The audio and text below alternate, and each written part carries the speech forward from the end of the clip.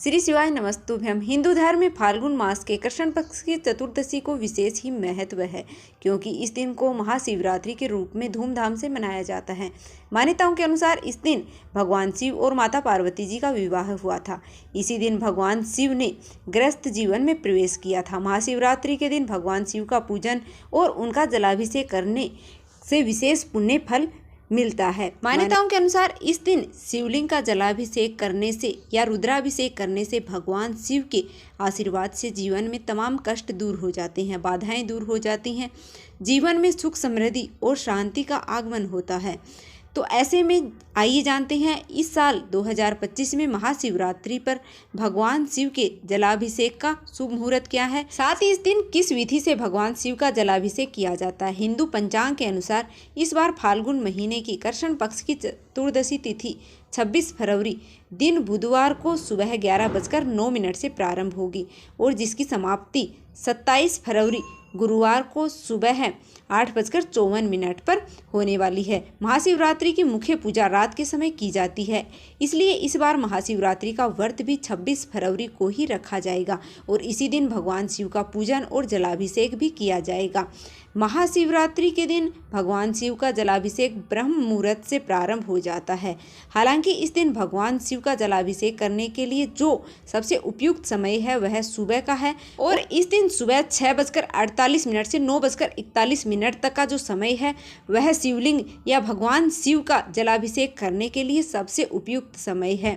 अगर आप किसी कारण से सुबह के समय जलाभिषेक ना कर पाएँ तो इसके बाद 11:07 से दोपहर 12:34 के बीच में भी आप शिवलिंग पर जल चढ़ा सकते हैं। इसके अलावा दोपहर में 3:26 से शाम 6:09 तक का समय और फिर रात में 8:53 से मध्य रात्रि 12:01 तक भगवान शिव की पूजा और जलाभिषेक का शुभ मुहूर्त रहने वाला है। और इस बार 26 फरवरी बुधवार को ब्रह्म मुहूर्त का समय सुबह 5:16 से 6:04 तक रहेगा।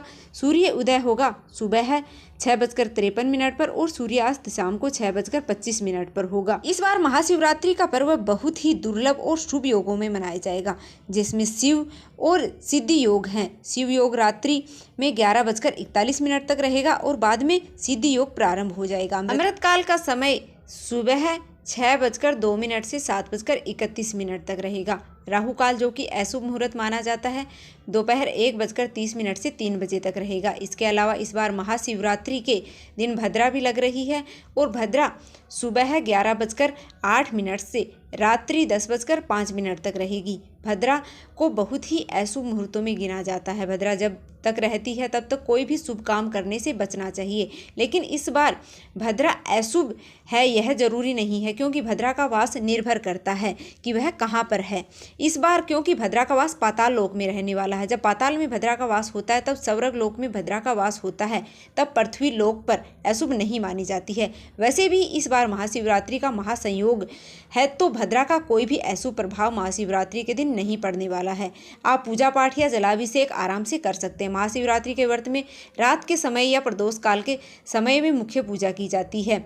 अब आपको बताते हैं निशिता काल के मुहूर्त और प्रदोष काल के 4 पहर की पूजा के मुहूर्त के बारे में। 26 फरवरी बुधवार को प्रदोष काल का मुहूर्त रहेगा शाम को 5:40 से 7:10 तक और निशिता काल का मुहूर्त है वह 12:09 से 12:59 तक रहेगा। जो भी भक्त उपवास रखने वाले हैं उन भक्तों को इन मुहूर्तों में जरूर पूजन करना चाहिए। हो सके तो जितने भी शुभ मुहूर्त हैं उन सभी मुहूर्तों में पूजा कर लें। यदि संभव ना हो तो किसी भी मुहूर्त में, चाहे वह प्रदोष काल हो या निशिता काल का मुहूर्त हो, आप चाहें तो जलाभिषेक या रुद्राभिषेक करना चाहते हैं तो कर सकते हैं। अब जानिए 4 पहर की पूजा का शुभ मुहूर्त। और प्रथम पहर की पूजा का शुभ मुहूर्त रहेगा शाम के समय 6:19 से रात्रि 9:26 तक। दूसरे पहर की पूजा का शुभ मुहूर्त रहेगा रात्रि में 9:26 से मध्य रात्रि 12:34 तक। तीसरे पहर की पूजा का शुभ मुहूर्त है वह मध्य रात्रि 12:34 से सुबह 3:41 तक रहेगा और अगले दिन यानी कि 27 फरवरी को 3:41 तक रहेगा। और चौथे और अंतिम पहर की पूजा का शुभ मुहूर्त है वह 3:41 से 6:48 तक रहेगा।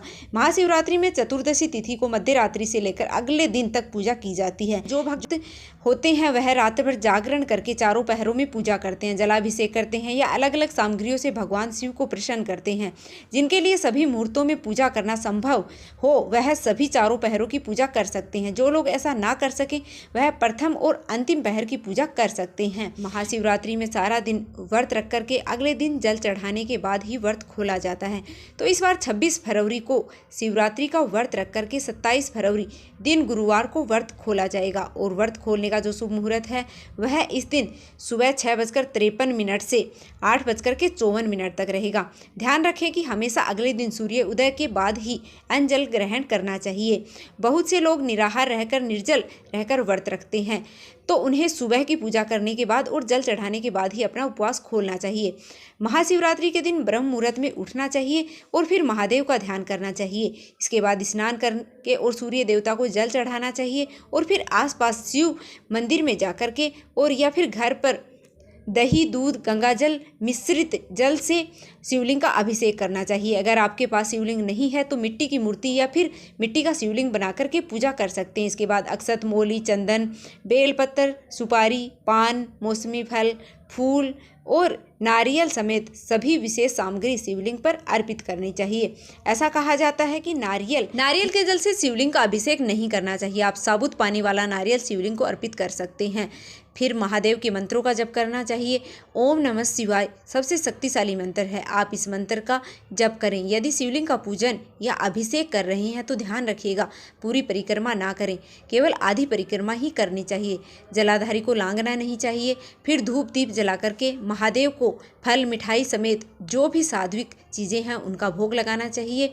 कथा का श्रवण करना चाहिए और अंत में कपूर जला करके आरती करने के बाद जो भी प्रसाद है वह सभी भक्तों में बांटना चाहिए। व्रत रखने वाले भक्तों को व्रत रखने के दौरान शिवलिंग पर चढ़ाया हुआ प्रसाद ग्रहण नहीं करना चाहिए, लेकिन अगले दिन व्रत का पारण आप शिवलिंग पर चढ़ाए गए प्रसाद से खोल सकते हैं। व्रत का पारण आप उस सामग्री से कर सकते हैं, उस प्रसाद से कर सकते हैं। इस दिन अपनी सामर्थ्यता के अनुसार आप दूध, दही, घी जो भी सामग्री दान करना चाहते हैं उसका दान जरूर करें। नंदी बेल की पूजा करें। नंदी बेल के समक्ष भी घी का दीपक जलाएं और नंदी बेल पर एक मुट्ठी साबुत हरे मूंग अर्पित करने से जैसी भी कामना हो वह पूर्ण हो जाती है। आपकी जैसी कामना हो या आपके जीवन में जो भी समस्या बाधा आ रही है उसे दूर करने के लिए सच्चे मन से महादेव से प्रार्थना करें और शिवलिंग के समक्ष बैठ करके ओम नमः शिवाय मंत्र का यथासंभव जप करें और शिव चालीसा का पाठ करें। रोगों से मुक्ति पाने के लिए महामृत्युंजय मंत्र का जप करें और भगवान शिव सहित माता पार्वती जी का भी पूजन करें। यदि कुंवारे लोग हैं इस दिन विवाह की इच्छा से इस व्रत को रखते हैं, पूजन करते हैं तो उनके विवाह में आ रही बाधाएं दूर हो जाती हैं।